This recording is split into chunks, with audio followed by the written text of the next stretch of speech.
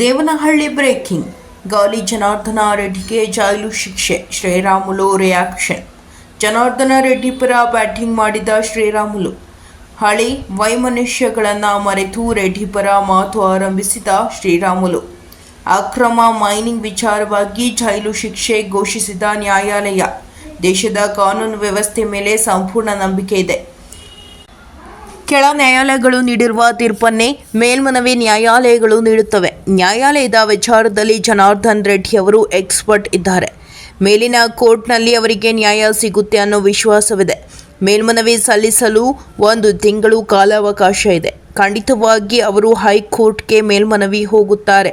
ಹೈಕೋರ್ಟ್ನಲ್ಲಿ ಮೇಲ್ಮನವಿ ಸಲ್ಲಿಸಿ ಬೇಲ್ ಪಡೆಯುವ ಕೆಲಸ ಮಾಡ್ತಾರೆ. ಕಾಂಗ್ರೆಸ್ಸಿಗರಿಗೆ ರೆಡ್ಡಿ ಅವರ ಬಗ್ಗೆ ಮಾತನಾಡುವ ಯಾವುದೇ ನೈತಿಕತೆ ಇಲ್ಲ.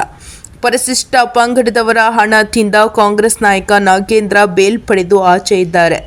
ಸತೀಶ್ ಸೈಲ್ ಕೂಡ ಬೇಲ್ ಪಡೆದು ಆಚೆ ಇದ್ದಾರೆ. ಕಾಂಗ್ರೆಸ್ನವರು ನಮಗೆ ಪಾಠ ಕಲಿಸುವ ಅವಶ್ಯಕತೆ ಇಲ್ಲ. ಜನಾರ್ದನ ರೆಡ್ಡಿಯವರ ವಿಚಾರವಾಗಿ ಕಾಂಗ್ರೆಸ್ ನಾಯಕರಿಗೆ ಚಾಟಿ ಬೀಸಿದ ಶ್ರೀರಾಮುಲು. ಬೆಂಗಳೂರು ಗ್ರಾಮಾಂತರ ಜಿಲ್ಲೆ ದೇವನಹಳ್ಳಿ ಪಟ್ಟಣದಲ್ಲಿ ಹೇಳಿಕೆ.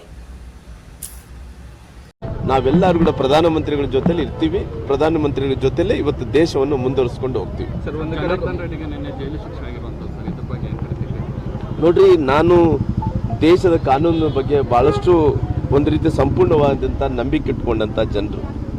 ಇವತ್ತು ಕಾನೂನು ಅಂದ ತಕ್ಷಣ ನಮ್ಮೆಲ್ಲರೂ ಕೂಡ ನ್ಯಾಯಾಲಯಗಳಲ್ಲಿ ವಿಶೇಷವಾದಂಥ ಗೌರವವನ್ನು ಇಟ್ಕೊಂಡು ಇವತ್ತು ಏನು ನ್ಯಾಯಾಲಯ ಅವ್ರನ್ನ ಕೆಳಕೋರ್ಟಿನಲ್ಲಿ ಏನು ದೋಷಿ ಅಂದೇಳಿ ಆರೋಪಣೆ ಮಾಡಿ ಏನು ತೀರ್ಪನ್ನು ಕೊಟ್ಟಿದ್ದನೋ, ಬಹುಶಃ ಕೆಳಕೋರ್ಟ್ಗಳು ಕೊಟ್ಟಂಥ ಟೈಮಲ್ಲಿ ಕೂಡ ಇವತ್ತು ಮೇಲ್ಕೋರ್ಟಲ್ಲಿ ಕೂಡ ಖಂಡಿತವಾಗಿ ಈ ಕಾನೂನು ವಿಚಾರದಲ್ಲಿ ಅವ್ರು ಎಕ್ಸ್ಪರ್ಟ್ ಕೂಡ ಇದ್ದಾರೆ. ಬಹುಶಃ ಮೇಲಿನ ಕೋರ್ಟಲ್ಲಿ ಅವ್ರಿಗೆ ನ್ಯಾಯ ಸಿಗ್ಬೋದನ್ನೋಂಥ ವಿಶ್ವಾಸ ನಮ್ಮೆಲ್ಲರೂ ಕೂಡ ಇದೆ. ಹಾಗಾಗಿ ಬಹುಶಃ ಇವತ್ತು ಮುಂದಿನ ದಿನಗಳಲ್ಲಿ ಒಂದು ತಿಂಗಳ ಕಾಲಾವಕಾಶ ಇರೋ ಕಾರಣ ಮುಂದಕ್ಕೆ ಜನಾರ್ದನ್ ರೆಡ್ಡಿ ಅವರು ಕೂಡ ಪುನಃ ಹೈಕೋರ್ಟಿಗೆ ಹೋಗ್ತಾರೆ. ಹೈಕೋರ್ಟಲ್ಲಿ ಕೂಡ ಕಾನೂನು ಪ್ರಕಾರವಾಗಿ ಅವರು ಬೇಲ್ ತೊಗೊಂಡಂಥ ಕೆಲಸ ಕೂಡ ಆಗುತ್ತೆ. ಬಹುಶಃ ನಿನ್ನೆ ಮೊನ್ನೆ ಎಲ್ಲ ಕೂಡ ಕಾಂಗ್ರೆಸ್ ನಾಯಕರೆಲ್ಲರೂ ಕೂಡ ಬಹುಶಃ ಜನಾರ್ದನ್ ರೆಡ್ಡಿ ಅವ್ರ ಬಗ್ಗೆ BJP ಬಗ್ಗೆ ಮಾತಾಡ್ತಾ ಇದ್ದರು.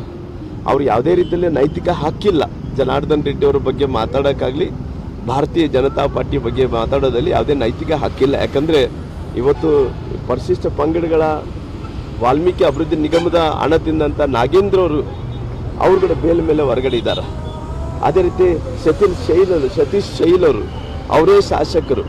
ಇವತ್ತು ಕೆಳಕೋರ್ಟು ಅವ್ರಿಗೆ ಶಿಕ್ಷೆಯನ್ನು ತೀರ್ಪನ್ನು ಕೊಟ್ಟಿದ್ರು ಕೂಡ ಅವ್ರು ಕೂಡ ಪುನಃ ಹೈಕೋರ್ಟ್ಗೆ ಬೇಲ್ ತೊಗೊಂಬಂದು ಅವ್ರು ಕೂಡ ಹೊರಗಡೆ ಇದ್ದಾರೆ. ಇವರೇನು ನಮಗೆ ಪಾಠ ಕಲಿಸೋದು ಬೇಕಾಗಿಲ್ಲ. ಜನಾರ್ದನ್ ರೆಡ್ಡಿ ಅವರು ಕೂಡ ಮುಂದಕ್ಕೆ 1 ತಿಂಗಳ ಕಾಲ ಅವಕಾಶ ಇದೆ. ಖಂಡಿತವಾಗಿ ಮೇಲ್ಕೋರ್ಟಿಗೆ ಹೋಗ್ತಾರೆ. ಅವರು ಪುನಃ ಬೇಲ್ ತೊಗೊಂಬರ್ತಾರೆ ಅಂತ ವಿಶ್ವಾಸ ನಮಗಿದೆ.